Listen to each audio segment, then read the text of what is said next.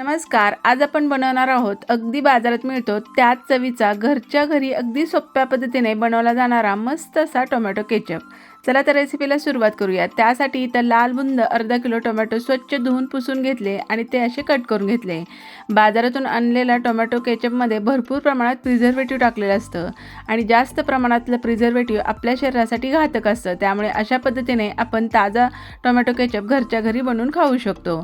त्यासाठी इथं टोमॅटोचे तुकडे एका स्टीलच्या कढईमध्ये टाकून घेतले. याला छान रंग येण्यासाठी यामध्ये बिटाचे तुकडे टाकून घ्यायचे. थोडेसे लसणाच्या पाकळ्या, एक आल्याचा तुकडा, थोडासा कांदाही टाकायचा, एक लाल मिरची टाकायची, चवीनुसार मीठ टाकायचं, एक छोटी अर्धी वाटी यामध्ये व्हिनेगर टाकायचं, अर्धा कप साखर टाकायची आणि झाकून हे मिश्रण छान शिजत ठेवायचं. टोमॅटोचं साल वेगळं होत नाही तोपर्यंत हे मिश्रण आपण छान शिजून घेतलं. थंड झालं की अगदी मिक्सरमधून बारीक वाटून ती गाळणीच्या साहाय्यानं गाळून घ्यायचं, म्हणजे यामधला चोथा वेगळा होतो आणि टोमॅटोचा पल्प आपल्याला छान असा मऊसूद मिळून जातो. पुन्हा हा पल्प गरम करायचा, एक उकळी आणायची, म्हणजे यामधलं एक्स्ट्राचं पाणी निघून जातं.